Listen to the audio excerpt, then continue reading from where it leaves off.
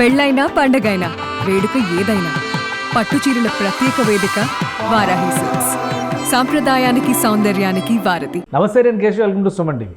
ఆంధ్రప్రదేశ్లో పొలిటికల్ స్టార్గా మారిపోయిన పవన్ కళ్యాణ్ మళ్ళీ వెండి తెరపై ఎప్పుడు మెరవబోతున్నారు. ఆయన చేతిలో 3 ప్రాజెక్టులు ఉన్నప్పటికీ ఏది ముందు వస్తుంది, షూటింగ్లో ప్రయారిటీ దేనికి ఇస్తారనేటువంటి చర్చలు ఇప్పటివరకు జరిగాయి. అయితే హరిహర వీరమల్లు విషయంలో పవన్ ఒక క్లారిటీతో అడుగులు వేస్తున్నారు. ఈ షెడ్యూల్స్ పూర్తి చేయడం ద్వారా ఆల్రెడీ డేట్ కూడా ఫిక్స్ చేసినటువంటి నేపథ్యంలో వీలైనంత వేగంగా ఈ సినిమాని వెండితెరలోకి తీసుకొచ్చే ప్రయత్నాలు జరుగుతున్నట్టుగా సమాచారం ఉంది. అసలు లేటెస్ట్ అప్డేట్స్ ఏంటి, అలానే పవన్ కళ్యాణ్ డిప్యూటీ సీఎం హోదాలో ఫుల్ బిజీగా ఉన్న నేపథ్యంలో మరో షెడ్యూల్ షూటింగ్కి కేటాయించే అవకాశాలు ఎంతవరకు ఉన్నాయి, ఈ అంశాలు విశ్లేషించే ప్రయత్నం చేద్దాం. మనతో పాటు చంద్ర శ్రీనివాస్ గారు అనలిస్ట్ ఉన్నారు. చంద్ర శ్రీనివాస్ గారు నమస్కారం. నమస్కారం అండి. పవన్ కళ్యాణ్ గారి సినిమాకి ఆల్రెడీ పొలిటికల్గా సూపర్ హిట్. ఇప్పుడు సినిమా కోసం చాలామంది ఎదురు చూస్తున్నారు. ఆయన ఆ హోదాలో చేయడం సాధ్యం కాదు అని అనేటువంటి ప్రచారం బాగా జరిగింది. బట్ ఒక షెడ్యూల్ షూటింగ్ కూడా చేశారు. ఇప్పుడు లేటెస్ట్ స్టేటస్ ఏంటి హరిహర వీరమల్లు విషయంలో? ఏమన్నా పురోగతి కనిపిస్తుందా?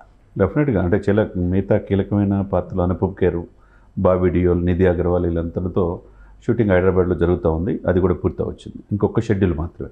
ఆయన డేట్ ఎప్పుడు ఇస్తే అప్పుడు డిసెంబర్లో కంప్లీట్ చేసేసి మీరు అన్నట్టు మార్చి 28 ప్రపంచవ్యాప్తంగా అంటే ధర్మం కోసం యుద్ధం పార్ట్ 1 హరిహర వీరమల్లు అంటే జాగర్లమూడి కృష్ణ మధ్యలోనే ఈ ప్రాజెక్ట్ వదిలి వెళ్ళిపోయినా ఆయన పేరేశారు. తర్వాత జ్యోతి కృష్ణ, ఏఎం రత్నం కుమారుడు, వీళ్ళిద్దరు ఆధ్వర్యంలో జరుగుతుంది. భారీ బడ్జెట్ సినిమా. తెలుగు, హిందీ, కన్నడం, తమిళం, మలయాళం 5 భాషల్లో విడుదలవుతున్న సినిమాగా మనం చూడొచ్చు. First pan India Pawan Kalyan అంటే అతను చూస్తున్నారు కూడా. అంటే మీరన్నట్టు పొలిటికల్ స్టార్గా 100% స్ట్రైక్ రేట్తో రాజకీయాల్లో సక్సెస్ చూపించాడు ఆల్రెడీ.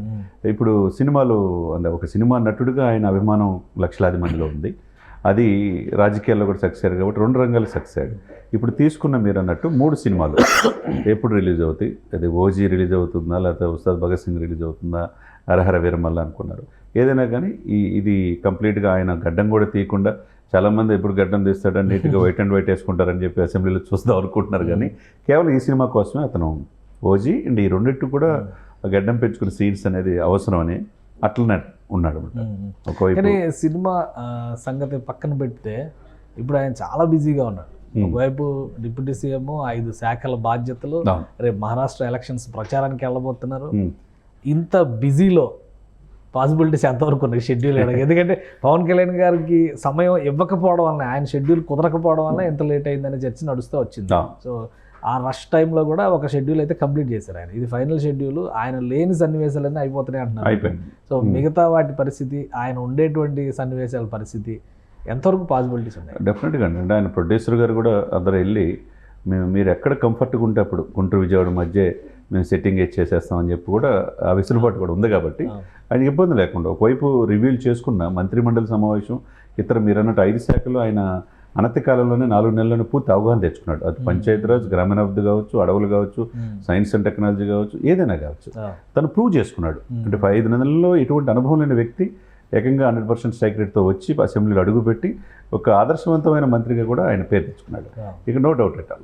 ఇదే సమయంలో ఏంటంటే ఇచ్చిన మాట ప్రకారం నిలబడాలా, నమ్మి 100 కోట్ల బడ్జెట్తో సినిమాలు తీసిన నిర్మాతలు ఇబ్బంది పడకూడదు. అదేవిధంగా 24 క్రాఫ్ట్స్ వేలాది మంది దీంట్లో పని చేస్తుంటారు కాబట్టి వాళ్ళు కూడా ఇది కాకుండా ఉండాలంటే ఈ సినిమాలు పూర్తి చేయాలి, త్వరితగతిన చేయాల్సిన అవసరం ఉన్నది. డెఫినెట్గా ఈ ప్రాధాన్యత క్రమంలో పాలిటిక్స్లో ఇవ్వాల్సిన ఇంపార్టెన్స్ పాలిటిక్స్ ఇస్తానే ఈ సినిమా షూటింగ్ నెక్స్ట్ డిసెంబర్లో కనుక ఇది పూర్తి చేస్తే ప్రజలు కూడా, ఆయన అభిమానించే ప్రజలు, ఒకవైపు రాజకీయాల్లో ఉన్న వాళ్ళు కావచ్చు, ఇటువైపు సినిమా ప్రేమికులు ఇద్దరిని అలరించే అవకాశం స్పష్టంగా కనపడుతుంది. ఇప్పుడు అంత షెడ్యూల్లో అసెంబ్లీ సమావేశాలు జరుగుతుంటే కూడా సాయి దుర్గా తేజ్ మార్చుకున్నాడు, వాళ్ళ అమ్మ పేరు వెళ్ళి కలిశారు. సో సినిమా రిలేటెడ్ ఆయన కూడా దశాబ్దం కంప్లీట్ చేసుకున్నారు ఇండస్ట్రీలోకి వచ్చి. ఈ భేటీలు కూడా సమయం కేటాయిస్తున్నారు పవన్ కళ్యాణ్ గారు. సో ఈ భేటీలకు సంబంధించి ఏం చెప్పొచ్చు? డెఫినెట్గా ఒక నటుడిగా దశాబ్దం పూర్తి అవటం అంటే మామూలు విషయం. ఆయన మేనలుడు, ముద్దలు మేనలుడే. నిజంగా అతను చూసి మా మేనమామని చూసి ఎదిగాను. ఒకప్పుడు టేబుల్ టెన్నిస్ నేను ఆడలేకపోతే దానికి కూడా గెలిపోవటం అనేది సహజం అని చెప్పి నా ధైర్యం చెప్పి మార్షల్ ఆర్ట్స్ నేర్పించి నేను ఈరోజు నటుడిగా పరిపూర్ణం అయ్యానంటే మా మేనమామ అనేది ఆయన కాళ్ళకి దండం పెట్టి ఆశిస్తున్నారు. అంటే నటుడు అంటే ఎదిగే కొంది ఒదిగి ఉండాలి. మేజర్ యాక్సిడెంట్లో మనకు తెలియదు కాదు సార్. కేబుల్ బ్రిడ్జి దగ్గర మనిషి బతకడు అనుకున్నారు. కొన్ని రోజులైతే మాట సింక్ కూడా కాల. పాపం దేవుడు అతనికి చాలా ఆయుస్ ఇచ్చాడు. తెలుసుకున్నాడు ఏంటి అనేది. ఆ రోజు అతను హెల్మెట్ ఉండి ఒక వ్యక్తి ఆటో వ్యక్తి కాపాడలేకపోతే బతికేవాడు కాదు. అదే సమయంలో తీసుకెళ్ళి హాస్పిటల్ జాయిన్ చేసింది ఎవరు? పవన్ కళ్యాణ్ గారే. అంటే అంత ఎమోషన్ అటాచ్మెంట్ వాళ్ళకు ఉంటుంది. అదేవిధంగా అతనికి సామాజిక స్పృహ ఉన్నది. మేనమావ గారిని చూసిన తర్వాత సామాజిక స్పృహ అంటే ఎట్లంటే ఏదైనా సోషల్ మీడియాలో అబ్యూస్గా చిన్నపిల్లల పట్ల అసభ్యంగా మన ఈ మధ్య చేసేవాళ్ళు, దాన్ని ఇమ్మీడియట్గా రియాక్ట్ ఇటువంటి వాళ్ళు సమాజంలో ఉంటానికి లేదని అరెస్ట్ చేయటం, దాన్ని అందరూ ప్రశంసించడం. ఆ సామాజిక స్పృహ ఉంది ఒకటి. రెండు, అమ్మ అనాథ శరణాలయం, అది వయోవృద్ధుల ఆశ్రమం అవుతుంది. ప్రతి నెలకు 5 లక్షలు మెయింటెనెన్స్ విజయవాడ కేంద్రంగా అది ఇస్తుంటారు. ఏది జరిగినా నేను ఉన్నానండి. మొన్న మనకు తెలుసు బుడమేరు పొంగి 90% వరదలు వచ్చినప్పుడు కూడా అక్కడ ముఖ్యమంత్రి గారికి సహాయ నిధికి 20 లక్షలు ఇచ్చాడు. అంటే ఒక మేనమామను చూసి నేర్చుకున్నాడు. దశాబ్దం పూర్తయిన సందర్భంగా ఆయన ఆశీస్సులు తీసుకోవడానికి వెళ్ళటం అనేది ఒక రకంగా అటువంటి వ్యక్తులు కలవటం. ఇక తమిళనాడు నుంచి తెలుగు అసోసియేషన్ సంఘాలు ఉన్నాయి, వాళ్ళు వెళ్ళి కలుస్తున్నారు. ఆర్ట్ ఆఫ్ లివింగ్ రవిశంకర్ గారు కూడా వెళ్ళి కలుస్తున్నారు. ఇంతమంది కలుస్తున్నారంటే ఇంతమందికి టైం ఇస్తా, ఒకవైపు రాజకీయంగా సాటిస్ఫై చేస్తా, తర్వాత ఇప్పుడు సినిమాలు కూడా చేయగలరు. అన్ని చేసే అంటే అఫీషియల్ పార్ట్ కంప్లీట్ చేస్తూనే ఆయన తన రిలేషన్స్ అలా కంటిన్యూ చేస్తారు.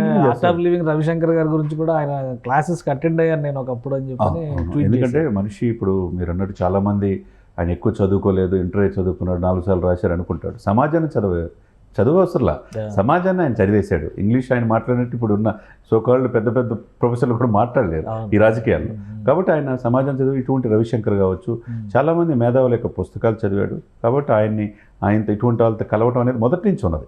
కాబట్టి ఆయన అన్ని సమయాన్ని దేనికి ఎంతవరకు కేటాయించాలో. ఈ బిజీ షెడ్యూల్ నుంచి నవంబర్ ఎండింగ్ డిసెంబర్ ఫస్ట్ వీక్లో హరిహర వీరమల్లికి ఒక షెడ్యూల్ పవన్ కళ్యాణ్ గారు కేటాయించే ఛాన్సెస్ డెఫినెట్గా అండి.